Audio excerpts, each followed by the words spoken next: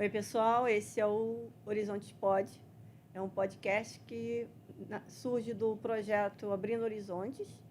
É um projeto que eu criei quando entrei na escola pública como professora no município do Rio, em 2000, na Escola Municipal Presidente Médici. Nasce o projeto Horizontes, que segue toda a trajetória até hoje, que eu já estou no último ano de funcionária pública, né? Já entrando na aposentadoria. Do Horizontes tem muita história para contar. Nasce agora a empresa Inclusive, que é uma empresa inclusiva de educação matemática, que o nosso objetivo é desenvolver a cognição matemática, a inclusão da cognição, né? O desenvolvimento cognitivo das pessoas. Durante essa trajetória nasce a minha filha, Carla, que é a CEO da Inclusive, e a empresa já nasce com um projeto social. Então, o Horizontes vai passar a ser o projeto social da Inclusive, patrocinado pela Inclusive, e nós vamos estar aqui contando trajetória de sucesso dos alunos. Nós vamos ter o quadro Heróis e Heroínas da Escola Pública, para inspirar estudantes com as histórias dos alunos que passaram pelo projeto. Nós vamos ter também os heróis e heroínas de escola pública, educadores maravilhosos que estão na escola pública. Os pais também, né, os pais desses alunos que participaram do projeto e como eles ajudaram na trajetória dessas crianças. Então, é um projeto que não é um projeto de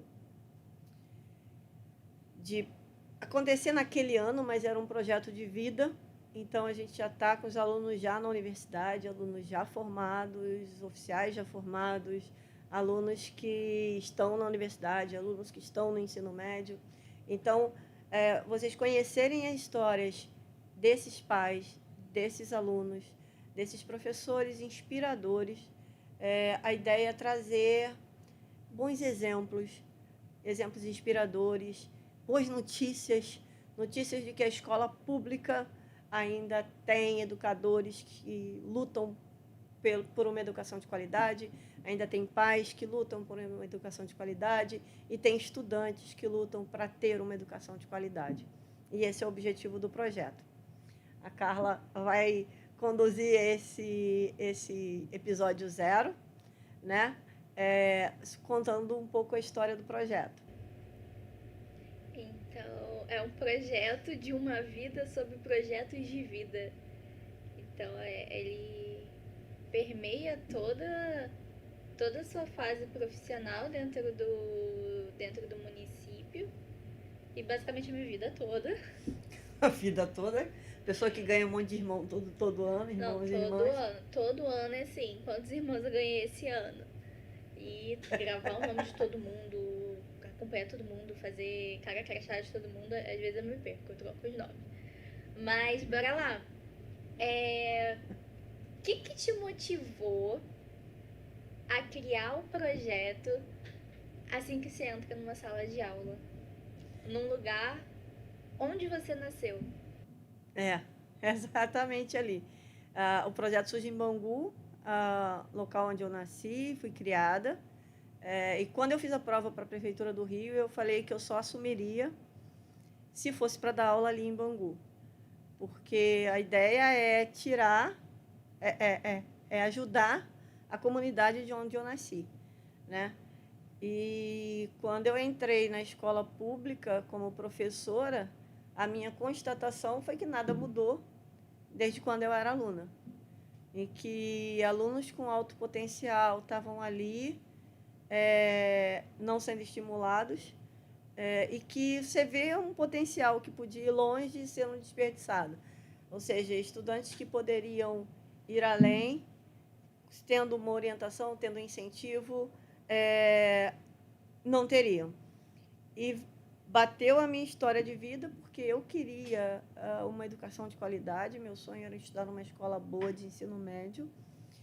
E uma amiga, Vânia, que é amiga até hoje, quando a professora botou o cartaz lá no mural da escola, quando abriu inscrição para uma escola, que é a Escola ENSE, de Estatística aqui no Rio. Eu nem queria fazer estatística, mas me falaram que a escola era boa, eu vi lá, eu falei, opa, quero ir para essa escola. E aí a Vânia falou logo, isso é para filho de rico, que tem dinheiro para pagar cursinho. Eu falei, não, eu vou, eu consigo, eu vou lá, vou fazer. E aí pedi ao meu pai se eu poderia ficar 4 anos sem trabalhar, porque lá em casa todo mundo fez 12 anos, tinha que trabalhar para ajudar em casa, né? 7 filhos, e complicado, a situação financeira muito complicada. E aí meu pai até estranhou, tipo, por quê? Porque eu quero estudar. E a escola que eu quero estudar não pode trabalhar. Aí meu pai falou, pode. E aí eu fui lá fazer a inscrição, peguei o material, quando eu olhei o currículo que ia cair na prova, eu não sabia se estava xingando minha mãe, porque eu não sabia nada que estava ali. Não sabia o que era triângulo, equilátero, nunca não sabia nada de o que é homotetia, o que é função, o que é teorema de Pitágoras, não sabia nada daquilo. Eu falei, já era. Então eu falei, vou estudar. Aí peguei o material, estudei igual uma louca, peguei uma pilha de livros, estudando. A prova era em 1 mês. E no dia que eu peguei a prova, que eu cheguei, a primeira questão era de teoria de conjunto. Quando eu olhei a questão, eu falei, pois é. Sabia nem do que se tratava.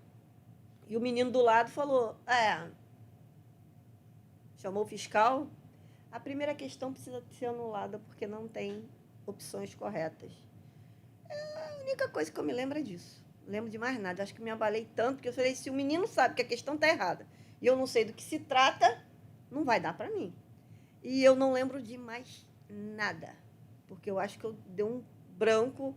Eu, sinceramente, não lembro nem como eu saí da sala de aula. E, obviamente, não voltei para ver a resposta. E quando eu entrei na sala, quando eu voltei para a escola, eu peguei uma turma de 5º ano, né? Foi a primeira de 5ª série, na época. E eu falei, isso não vai acontecer com meus alunos. Eu vou orientar eles desde o 5º ano, o que eles vão precisar passar lá no 9º ano. E aí a minha grata surpresa é que nessa minha turma tinha um menino que era a coisa mais fofa, mais encapetada, porque o bichinho era elétrico, que é o Gesiel, que vai vir aqui, né, o primeiro irmão, fazer a live dele. E aí o Gesiel foi a inspiração, que eu falei, gente, esse menino é maravilhoso. Mas ele foi a inspiração, foi o baque de ver que a realidade não tinha mudado. E aí eu estou 25 anos na escola e mudou para os meus alunos, mas para muitos alunos e muitas outras escolas nada mudou ainda, 25 anos depois. Então a ideia é que a gente traga juntas aqui essas experiências e que a gente possa passar para o pessoal e disseminar isso para as outras escolas. E aí, falando, né, da minha filha também, né? Fazer um episódio com ela, porque ela é também a inspiração, tudo que a gente conquistou, né, e o que ela conquistou como estudante. Então, bora ver como que foi a sua relação, assim, com a matemática quando criança, quanto estudante. Como era a sua relação com a escola? Então, não lembro muito do que tinha na escola. Lembro de uma professora de geografia muito maravilhosa, que uma vez levou as pedras para a escola, e eu vi as pedras, e ela falou sobre o magma, e eu vendo aquelas pedras ali, é o que eu lembro de maravilhoso. Eu lembro da minha professora de geografia, de história, que era até uma professora contratada, ficou pouco tempo na escola, que ela sentava na mesa e conversava e contava a história dos impérios incas, maias e astecas, e eu ficava fascinada. Lembro da professora de português, que fazia paródias dentro da escola. Então, assim, eu lembro dessas coisas diferentes, né? Do conteúdo em si, eu não lembro. Lembro de um trabalho que teve, que a gente tinha que escrever um verso, E eu lembro do que eu escrevi. Entre as 9 e sai às 3, não falto nenhuma vez. E a professora, quando pegou coisa, ela achou tão legal. E ela falou assim, foi você mesmo que fez? Exato. Né? Então, assim, eu me senti assim, tipo, cara, né? Não acredito no potencial. E lá em casa, assim, o máximo que eu via de elogio era do meu pai, que, tipo, quando eu fazia alguma coisa inteligente, ele falava assim, até que tu não é burra, não. Né? No mais, eram os estímulos de não ser. E da matemática em si mesmo, eu não lembro. Não lembro nem de aula, para não dizer que eu não lembro, veio agora a memória. Falei, a gente estava estudando, a escola ficou 3 turnos, e eu fui para o último turno que terminava às 6 horas da noite. Aí um dia estava escuro, acabou a luz. A gente estava tendo aula de produtos notáveis, e o professor estava lá, o quadrado do primeiro mais 2 vezes, primeiro pelo segundo, mais o quadrado do segundo. Acabou a luz, a galera fez uma bagunça, jogou cadeira para tudo quanto é lado. E quando acendeu a luz, o professor estava uma arara, e o professor mandou escrever isso 300 vezes. E eu, como sempre fui muito obediente, eu escrevi 300 vezes. Ó só. Aí, gente, só eu mesmo. E ninguém, né? Claro que na turma ninguém fez, né? Eu fiquei lá igual uma otária, né? Contando, numerando os 300. Aí chegou na aula, eu fui toda boba lá entregar ao professor. Aí o professor pegou e jogou lata do lixo, porque basicamente foi eu que levei. Então, assim, experiências muito positivas. Não é? Né? Mas que, como alguém que acompanhou o projeto desde o início, tem muita resposta aí das suas motivações do que não fazer e do que brigar dentro da escola. Podcast terapia, viu? Terapia. Que não seja feita. Então, essa questão, porque o projeto ele vem muito do incentivar, do dar orientação, do motivar, do dar apoio, do dar um apoio contínuo durante anos. Então, isso explica muito para quem acompanha e olha de dentro, mas também consegue olhar de fora das suas motivações, né? Dentro do projeto, agora pensando com um olhar mais para quem está implementando coisas dentro da escola, professores e diretores e coordenadores que queiram fazer. Como foi esse processo de colocar um projeto dentro de uma escola? Como foi a questão de aceitação, de apoio, de ajuda? Então, o projeto Horizonte sempre foi um projeto solo. Ele sempre foi um projeto solo, mas com apoio lá na Médici. Tinha o professor Itamar, que hoje não está mais conosco, que sempre apoiou. Ele deixava eu fazer, se eu pedia para liberar a sala de leitura. Tinha a Keila, né, que a Keila queria estudar e não tinha sala. E aí eu deixava ela no auditório, estudando, porque eu não podia ficar lá na sala de leitura. Ele deixava. Quando eu queria ficar contraturno com as crianças, ele deixava. Então, assim, o Itamar nunca impediu nada, nunca atrapalhou. Então, era um projeto que todo mundo sabia que acontecia na escola. Mas, assim, não foi um projeto institucionalizado da escola, era o projeto da professora Kátia. Então, assim, aparecia um aluno que as pessoas falavam, né, como foi o Ricardo, que a Maria Clara falou assim, Kátia, eu tô com um aluno maravilhoso, você tem que pegar esse menino tem que ficar com você. As meninas da secretaria falavam, não, chegou um aluno maravilhoso, vou ter que botar na turma da Kátia. Então, assim, foi um projeto, assim, que eu desenvolvi na escola, como muitos professores desenvolvem, né, projetos solo, mas que não tinha o objetivo de só ensinar conteúdo. O objetivo sempre foi estimular os alunos, motivar os alunos, e dar a eles um norte, dar a eles um caminho, né? Mostrar para eles, porque quando eu saí da escola, e aí não passei para essa, e aí eu, tipo, a sensação, quando eu fiz a live até com a Silvânia, que ela me perguntou, que caiu a ficha, como agora caiu a ficha quando eu estava falando com você. As coisas que vão cair nas fichas aos poucos. Que ela me perguntou a sensação. Quando eu saí do 9º ano, a sensação foi de desamparo e desespero. É uma mudança muito drástica da vida, né? Então, assim, é como você falar, tá, e agora? Então, quando você é pobre, você fala, cara, eu tenho que trabalhar, eu tenho que dar rumo na minha vida, eu tenho que arrumar um emprego, mas eu quero estudar. Então, eu sabia que se eu começasse de biscate, eu ia acabar de biscate. Então, se eu começasse... Até lá eu já tinha feito unha, passado roupa, feito limpeza. Então, você chega assim e fala, cara, minha vida vai... Eu não vou ter oportunidades. Então, assim, não é que seja indigno, mas não era aquilo que eu queria para mim, eu queria mais. E aí eu vivi desamparada. Eu não vou ter um ensino de qualidade que eu queria, eu não vou ter oportunidades. E na época o sonho era ser militar, né? Eu queria fazer prova para sargento. E engraçado que a mulher não podia, né?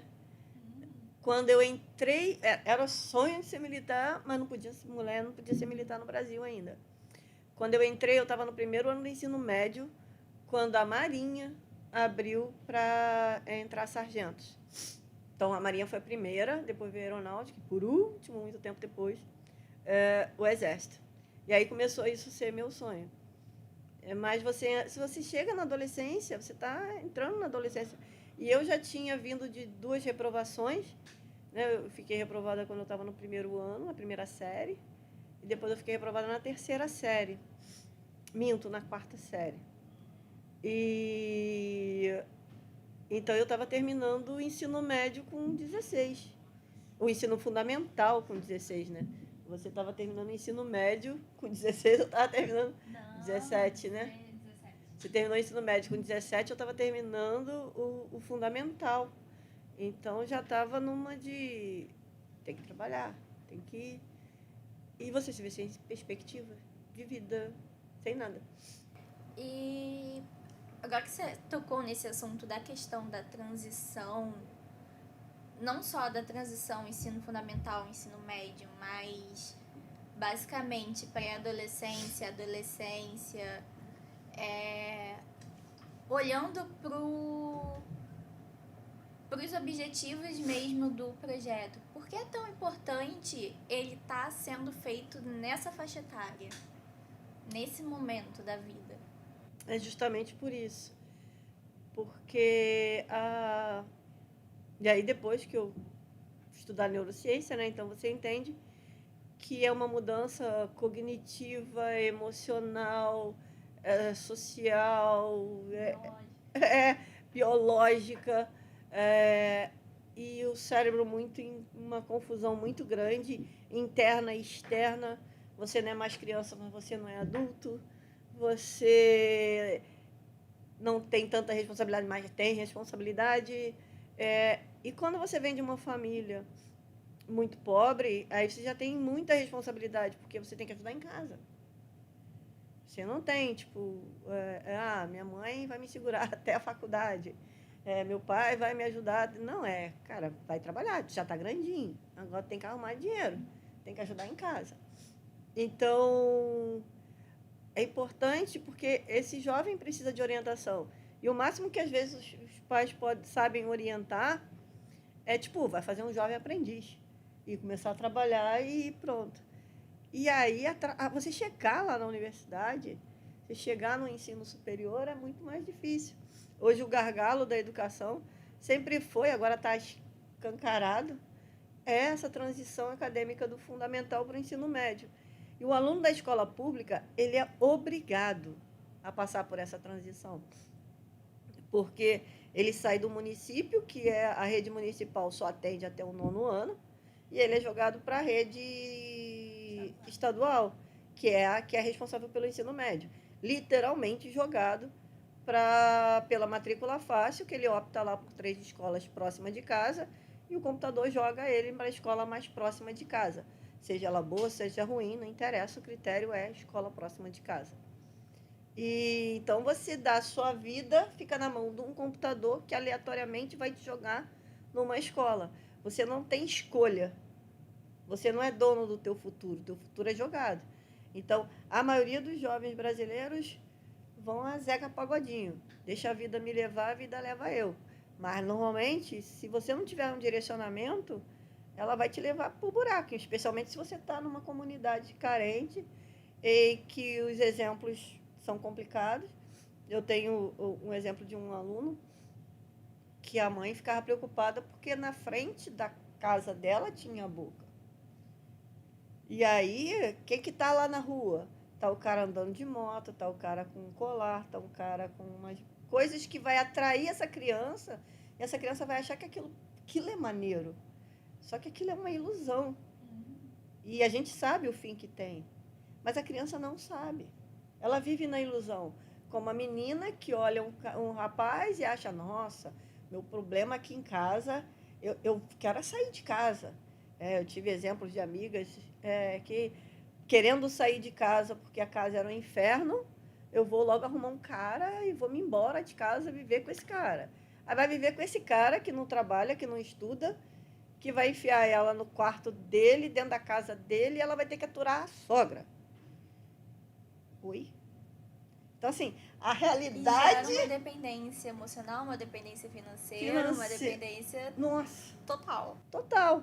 Então, do trabalho que eu fiz ano passado, né, dos sonhos frustrados, mostra exatamente isso, porque o adolescente, ele está num mundo de Bob, da ilusão, sem direção, e quando ele acorda, as oportunidades passaram.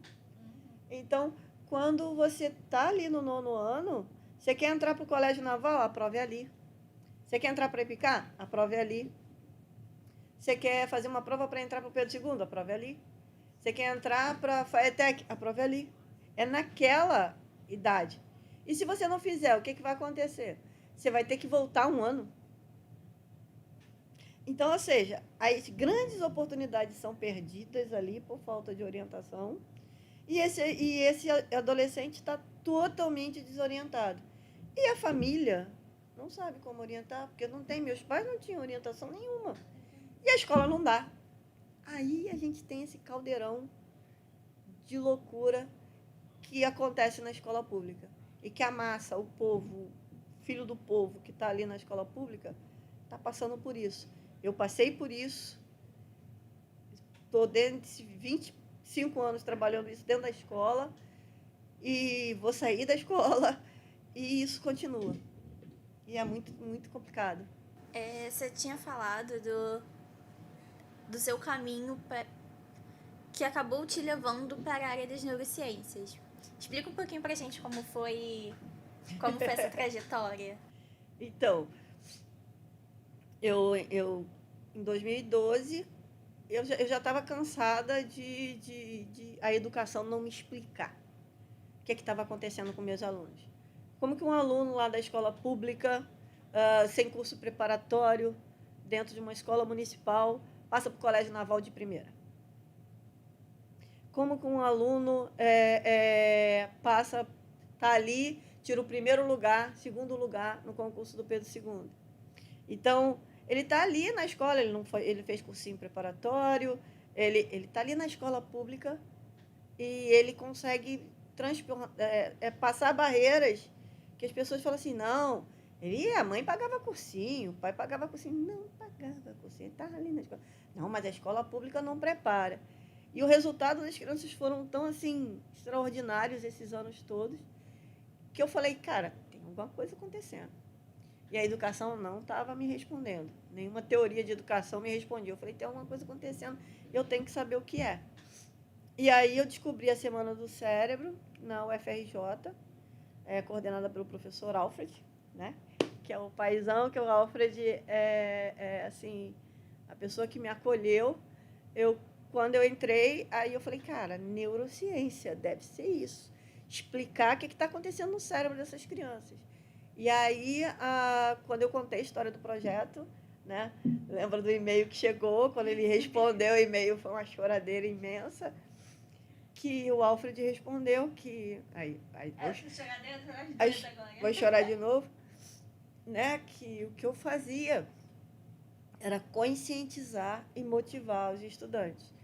E a partir daí virou o meu trabalho. Eu fui fazer a pós, Neurociência Aplicada à Aprendizagem, e estudei a motivação matemática, estudei a motivação, e aí fui para o mestrado em diversidade e inclusão, estudei a motivação matemática, e construí uma metodologia e o kit que nasce, inclusive, disso, né? Que a Inclusive é o nosso projeto de estímulo ao raciocínio lógico matemático e a inclusão de todos, que o trabalho foi feito para a inclusão dos deficientes visuais, né? Então, assim, para todos que são excluídos dessa história de que matemática é só para o homem branco europeu, né? E para as mentes brilhantes, que as outras pessoas normais não aprendem, essa balela que foi filtrada na cabeça de todo mundo e que a gente vem para quebrar. E é isso. E aí a neurociência explicou exatamente isso. E que motivação não é incentivo, são impulsos internos do nosso cérebro, e que a gente precisa da autorregulação, e que o jovem não tem nessa fase, e que ele precisa exatamente de ter como eu falava muito com a Carla, lembra bem, né?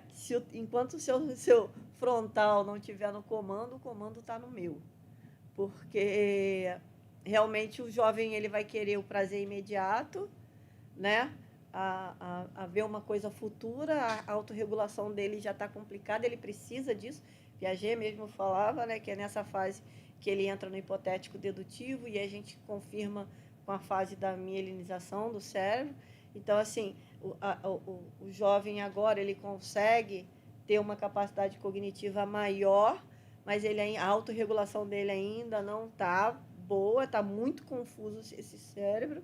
Então, ele precisa de alguém externo que ajude ele a se autorregular, ajude ele a dar um caminho, a dar um norte, a direcionar esse jovem para que ele não perca as oportunidades. Então, foi isso que aconteceu e que continua sendo a pesquisa, né? Exato. E agora, falando na questão de motivação, vamos levar para o lado das atividades, de certa forma, extracurriculares, que são tão importantes e que são atividades também foco do projeto. Qual a importância de uma Olimpíada escolar? Oxe. De participar de outros projetos, de clubes e de agremiações e todas essas atividades que a gente tem dentro, nem sempre tem dentro da escola, né? Mas que procurando fora a gente consegue em ONGs, em outras entidades, buscar para o desenvolvimento da criança como pessoa mesmo, desenvolvimento pessoal e sementinhas para um desenvolvimento acadêmico e profissional que vão estar sendo plantadas ali. Então, as ferramentas que eu sempre usei foi tudo que possível de motivar. Então, na época, o Gesiel estava se formando em 2000. A primeira OBMAP surge em 2005. Então, o Gesiel nem pegou a OBMAP na Médici. Ele fez a OBMAP e já estava no Pedro II. Então, desde 2005 que surge a OBMAP, eu começo a introduzir a Olimpíada de Matemática nas escolas. E aí, eu sempre trabalhei muito com vídeos, sempre trabalhei com material concreto, sempre trabalhei com lúdico. Pedia, né, a diretora na parte do PDDE, que é a parte de comprar jogos lógicos, materiais didáticos, eu sempre pedia. O Itamar sempre autorizou, né, porque tem uma verba que é específica para isso. A Rose também. Eu comprava jogos, eu comprava material concreto, eu comprava tudo que eu podia trabalhar com eles, com lúdico, com concreto. quando foi surgindo as Olimpíadas, aí em 2012, né, quando você já estava no Colégio Militar, que eu descobri a Olimpíada de Astronomia e Astronáutica, que a gente participou do EREA em Pinhais, 2012. A partir daí entra o BMAP, a Olimpíada de Astronomia e Astronáutica, a OBA. Depois disso, vão surgindo as outras Olimpíadas. Eu conheci a OBI, conheci a Monique, aí conheci a Olimpíada de Informática, introduzi a Olimpíada de Informática, aí depois a de Ciência. Agora, ano passado, eu descobri a Olimpíada de Matriz Energética, a ONE, que foi a primeira edição, a gente participou.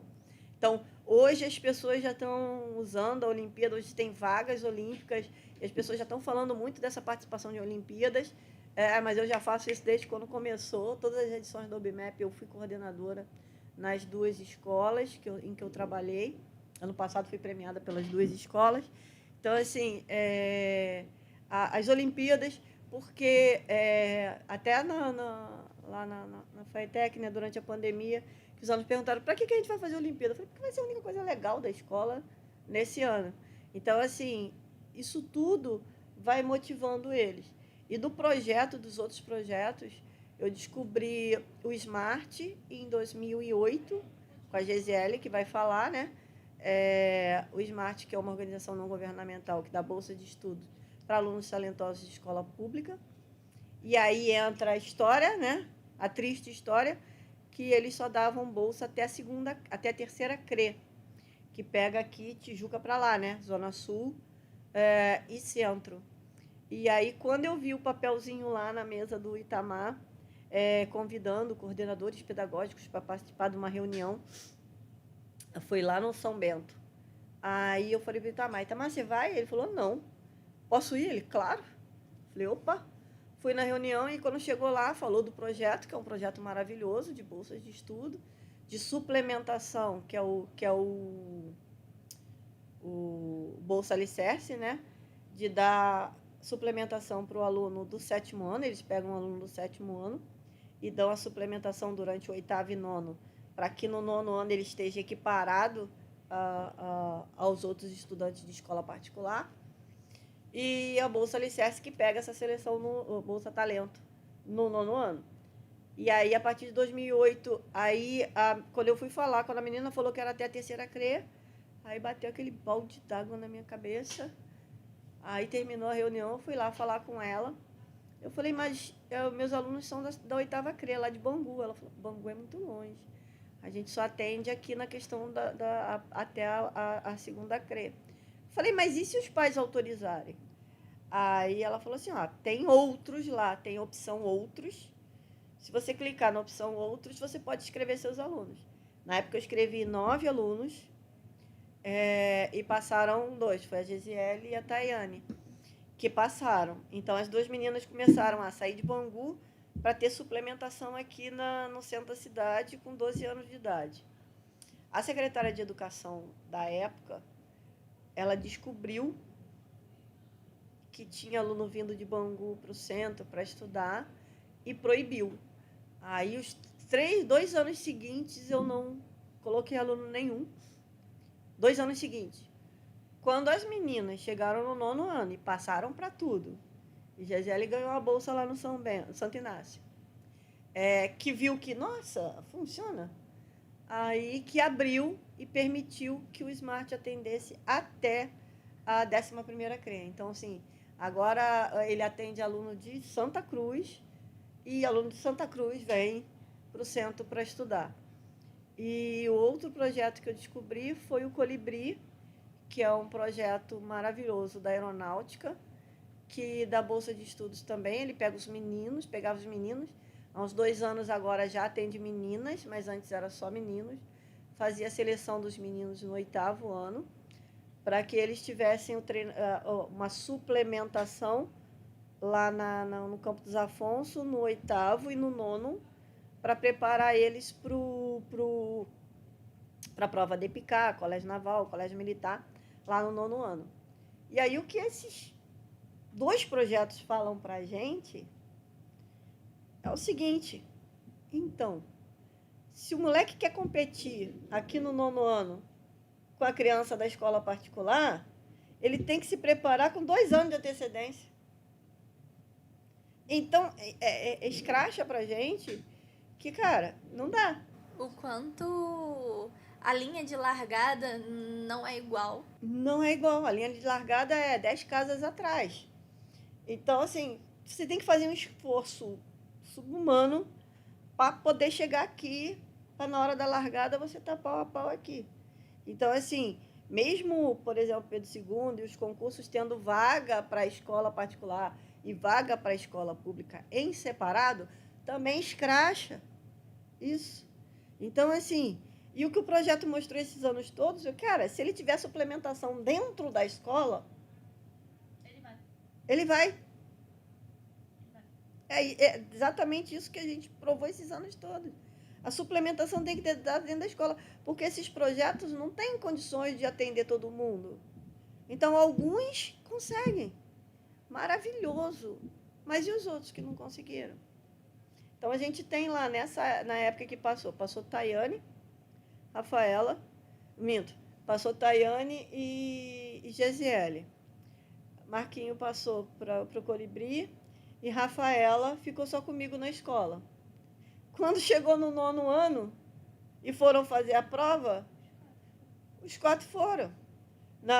O resultado da Gesiele na prova de matemática do Pedro II foi 10, da Rafaela 9,5, da Tayane 9,5, do Marquinho foi 7,5. Eu falo, pô, Marquinho foi a nota mais baixa, olha lá. E Marquinho passou para o Pedro II, Marquinho foi primeiro colocado depois na prova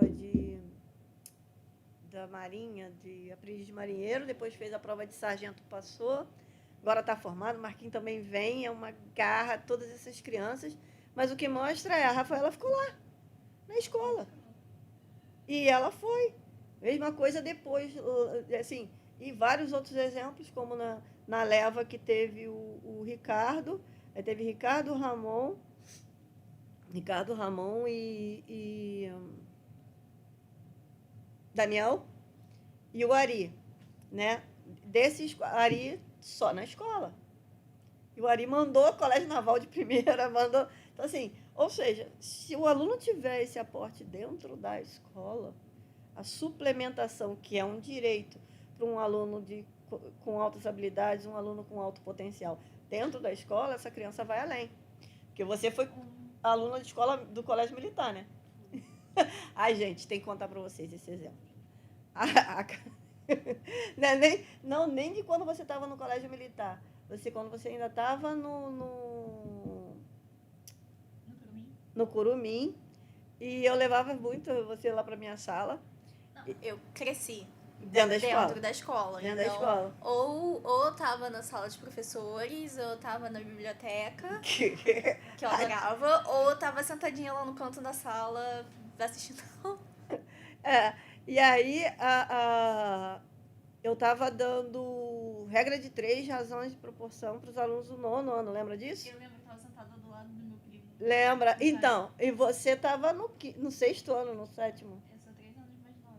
Então, e aí ela não estava fazendo nada, eu dei a prova para ela. E ela acertou a prova toda sem colocar X, sem nada, pelo raciocínio. E aí os alunos do 9º ano ficaram assim, como? Né? Então, assim, você sabe, se eu pego uma prova do Colégio Militar, do 5º ano, e dou para o meu aluno da escola pública do 9º ano, ele não faz. Então, ele é muito bom, mas ele é muito bom comparado com o conteúdo e com o meio onde ele está. Mas ele é muito bom, ele tem potencial para ir além. E cadê o além que não é dado? Sim, e uma questão a senhora é professora de matemática. Como que os alunos em todos esses anos, em todos esses processos, porque as provas não são só de matemática. Uhum. Então, como explicar, assim, de certa forma, o resultado nos concursos que tem português, tem redação, tem outras matérias, e sendo a senhora uma professora de matemática E o projeto... Eu lembro que teve um período que tinha uns monitores, que eram até ex-alunos, que tinha de português e tudo mais. Que Isso. foi, Que né, voltaram como que voluntário para voltaram ajudar. como voluntários para ajudar.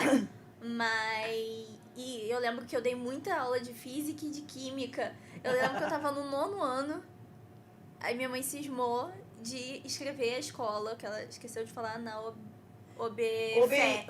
OBF, Não, Olimpíada de OBF não, Física. OBFEP. Lembra que tinha uma OBFEP? E Olimpíada de Química. Foi o primeiro E ano as que eu crianças escrevi. não tinham física e química tinha na física. escola. Ela virou pra mim e falou, vai, Ensina. só bora.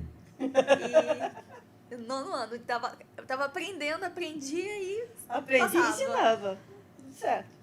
E é isso, mas como assim, explicar esse movimento do ser uma professora de matemática com um projeto basicamente voltado para essa área, mas gerando uma conquista tão grande que envolve outras disciplinas e outras matérias.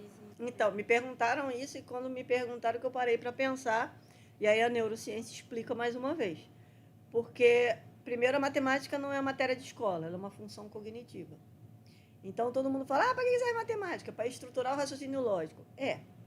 Também, né? Porque ela é uma função cognitiva. Então, ela é uma linguagem, é uma forma de pensar.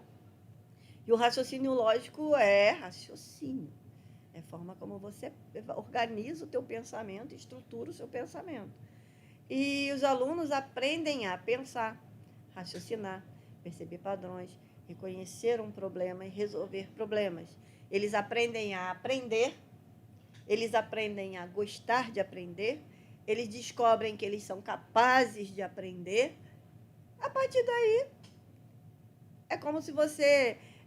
porque os alunos, na verdade, são aquele elefante amarrado, né, No pé da cadeira. no pé da cadeira. E daqui a pouco eles descobrem que, cara, olha a força que eu tenho. Acabou. Não tem, sai arrastando a cadeira. Então, quando eles descobrem que eles são capazes de aprender, quando eles aprendem a aprender, e aí a autorregulação, as funções executivas, quando eles conseguem, aí eles vão. Então, aí ele não precisa... na física, ele não precisa eu ensinar a física a ele. Ele vai lá, pega o livro e corre atrás e estuda. Ele assiste uma videoaula. Ele aprendeu a correr atrás. E isso, sim, foi fantástico ano passado, que essa Olimpíada de Matriz Energética, né, até patrocinada pela Light, ela foi a primeira vez, e eu não sabia o conteúdo, mas eu quis inscrevi os alunos e aí avisei a eles. Para os que tinham participado da Olimpíada Nacional de Ciências, foram automaticamente convidados a participar dessa. E aí um falou assim, não, professora, já recebi o e-mail, já baixei o material e já estou estudando. Eu falei, é isso. É isso. Autonomia. A palavra-chave é exatamente isso. Autonomia. Que eles adquirem autonomia, eles acreditam no potencial deles, e que mais difícil que seja, eles vão seguir, e é aquilo. Pode ser que você não chegue lá, mas você já se deslocou um caminho à frente. É igual eu falava para eles, estuda para tirar 10, que vai que tu erra. Aí tu tira 8, 7, 6. E se tu não estudar, certeza é que tu vai tirar 0, 2, nem 5 tu vai chegar. Às vezes 5 na muita sorte. Então deixar a vida na sorte é meio complicado. Agora, mais uma vez, é um projeto de uma professora de matemática e tudo mais, mas dentro dessa história, dessa trajetória, os alunos, nas suas escolhas de carreira, de profissão, na faculdade, em ensino técnico, como foi isso? Era só a galera que ia fazer exata? O desenvolvimento foi em todas as áreas? Eles como foi isso? Como foi esse processo de depois deles passando por isso nessa fase do ensino fundamental? Como foi nessa fase do pré-vestibular, universidade, escolha? Como foi? Então, o objetivo era, eu orientava eles no ensino fundamental para aproveitar todas as oportunidades do ensino fundamental, ingressar numa escola de qualidade no ensino médio e se preparar para ir para o ensino superior, para que eles pudessem ser o que quiser. Então, sempre conversei com eles isso. Vocês vão ser o que quiser e não o que der. Porque se você não se prepara, tu vai ser o que der. Então, eu, por exemplo, quando fui fazer a faculdade, né? Quando eu fui fazer a faculdade, era o cardápio, opção. A única faculdade que eu achei que eu ia entrar, eu fui olhar o que tinha lá nela. Então, tinha matemática, tinha educação física, tinha história e tinha informática e fisioterapia. Falei, vou fazer informática. Então, assim, não é o que eu quero, é o que tem aqui para escolher. E os meus alunos não, sempre falei isso, como falei para você, vai ser o que quiser. Então, tem que entender qual é o perfil. Aquela história de você tem as múltiplas inteligências. Então, a criança no fundamental, ele tem que ser estimulado nas suas múltiplas inteligências.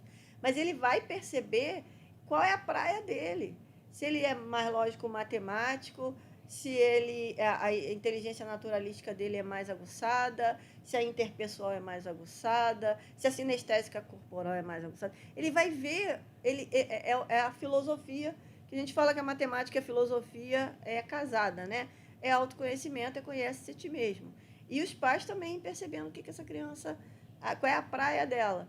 E aí, quando chegou na faculdade, eles escolheram carreiras que quisessem. Então, assim, tem aluno no design, tem na Marinha, tem no Exército, tem na Aeronáutica, em carreiras militares, tem cinema, tem engenheiro, tem filosofia, tem engenheiro, tem um monte. Tem engenheiro civil, tem engenheiro florestal, tem engenheiro de materiais, tem naval, engenharia naval. Engenharia química tem 2, tem um monte. Engenheiro tem um monte. Matemática tem um monte. Professor de matemática. Né? Tem uma filha, matemática aplicada. Matemática tem um monte. Mas Marquinho é professor de história. Keila fez oceanografia e mestrado em evolução. Ciências da computação, ciências de dados, tem um aluno agora na turma imita. Então, assim, vários. Então, assim, não porque eles foram estimulados a aprender, a gostar de aprender e a ter autoconhecimento. Então, sempre filosofia em cima, sempre o conhece a ti mesmo, busca a sua vida, busca o seu potencial, busca se conhecer, que quer conhecer o outro e nem se conhece.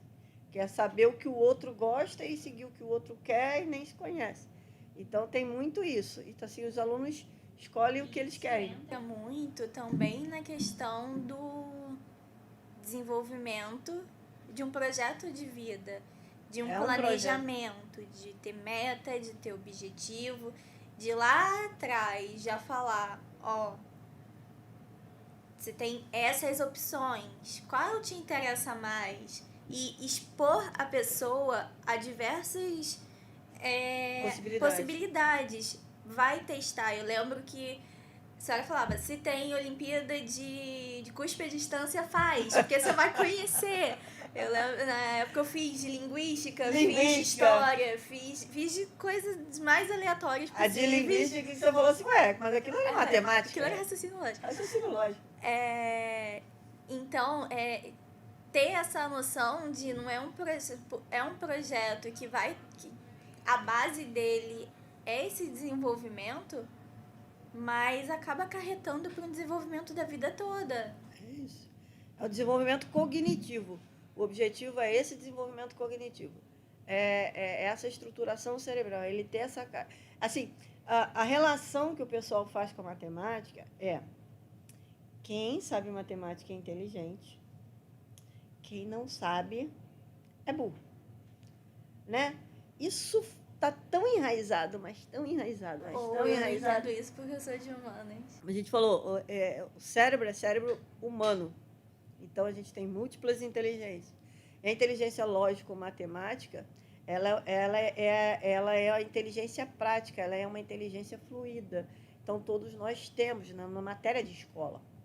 Então, todos nós humanos somos inteligentes. Então, é o que nos diferencia essa capacidade dos animais. Então, não tem essa história. Então, todos nós somos capazes de aprender matemática porque ela já está no nosso cérebro. Ela não é matéria de escola. Se fosse isso, né, vocês veem uma pessoa, por exemplo, que é...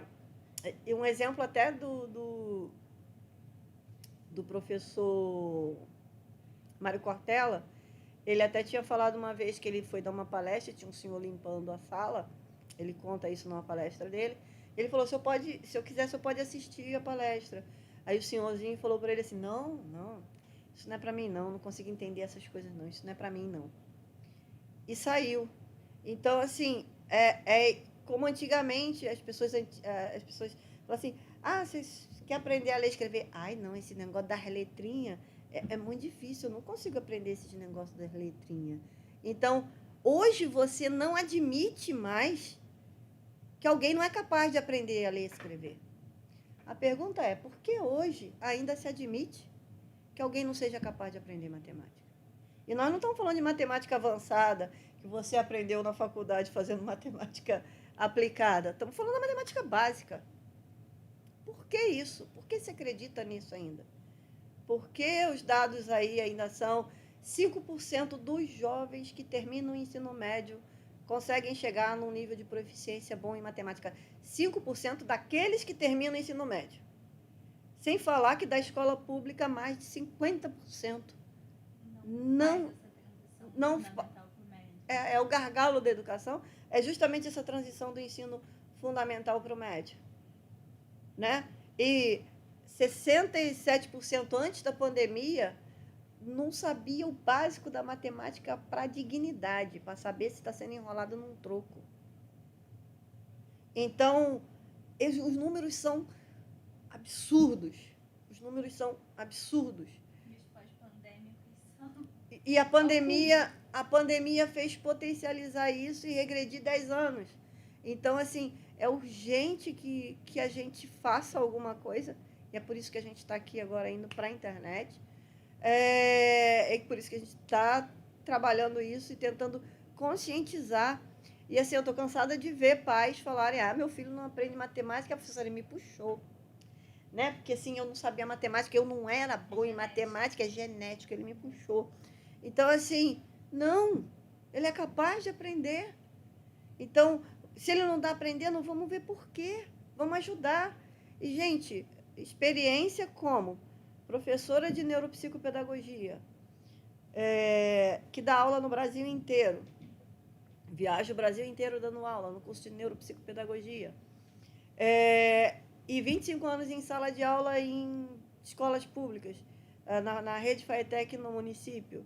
E com esse projeto e família grande, e o que eu posso dizer para vocês é que o grande problema de não aprender matemática é o problema da crença, que atinge essa crença limitante, que afeta o autoconceito, que afeta a motivação, que faz com que essa criança requer muito esforço.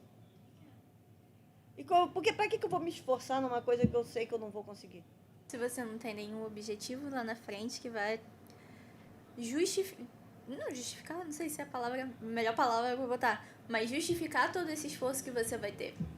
Então, a questão é exatamente essa. Então, se eu não tenho alvo, eu não tenho meta, eu não tenho objetivo, eu não acredito que eu sou capaz, eu não acredito que eu sou inteligente, eu não acredito que aquilo é para mim, cara, eu não tenho energia nem para sair da cama.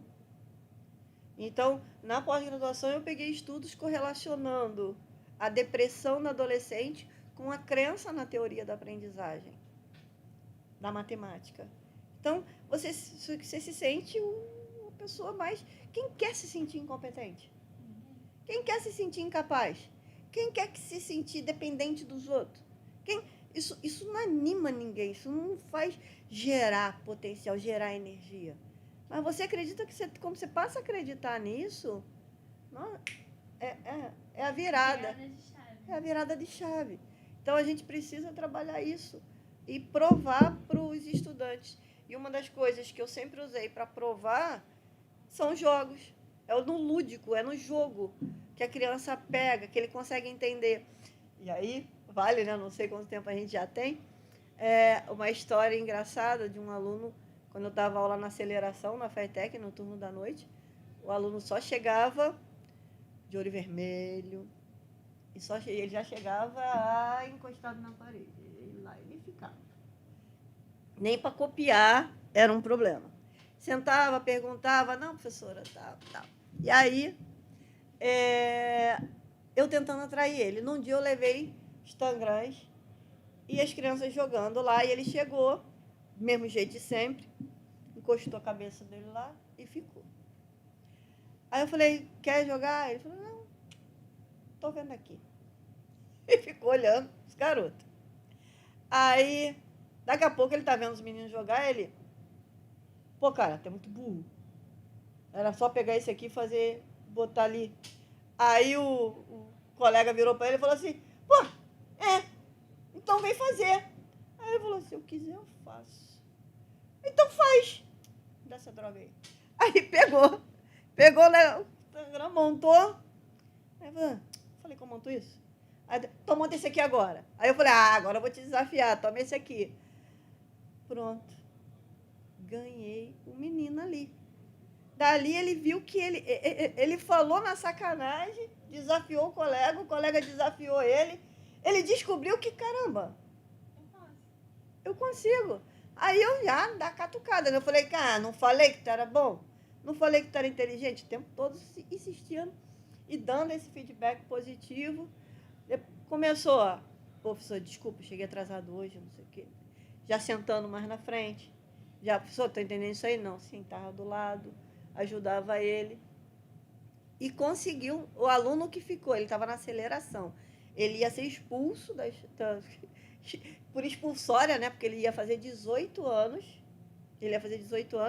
Então, na aceleração, eles faziam o quinto e o sexto em um ano, né? E o sétimo, o oitavo e o nono no outro. E ele não saía do primeiro modo do quinto e sexto, porque ele já tinha ficado, quando ele estava no regular, reprovado 3 vezes, aí foi para a aceleração, ficou reprovado 2 vezes na aceleração.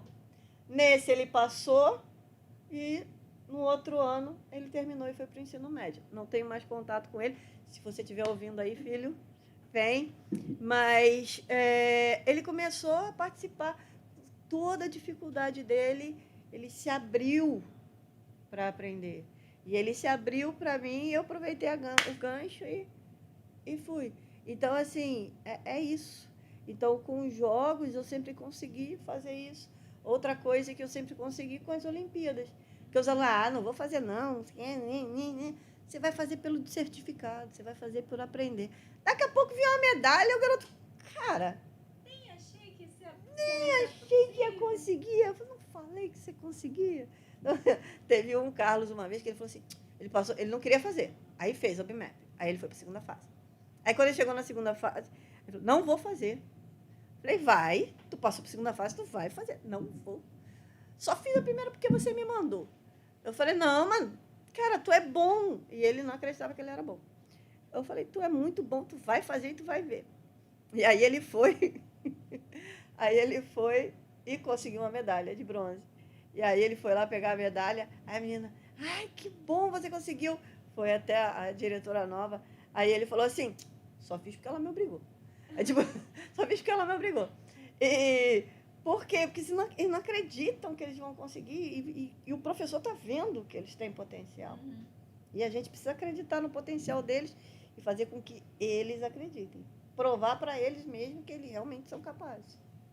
E o bom que a gente vai trazer aqui, como minha mãe falou no início, é trazer essa galera que passou por tudo isso durante todos esses 20 e muitos anos para mostrar, para falar.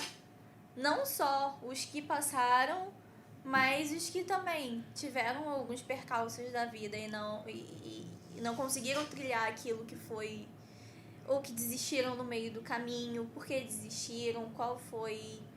É poder mostrar a vida real A vida real. E como pode ajudar, como exemplo de um. Como exemplo de um, até um exemplo do que não se fazer, Como já falou, já eu vou funciona. levar exemplo do que não se fazer. Exato, ele falou, não, eu não vou. Vai, porque vai mostrar dentro da sua vulnerabilidade, em abrir para as outras pessoas que estão passando também, que podem estar passando e que vão escutar agora e depois, se acontecer de cair na mesma situação, ter algum preparo ou alguma outra experiência que possa se pautar para poder tomar as decisões, para poder se orientar.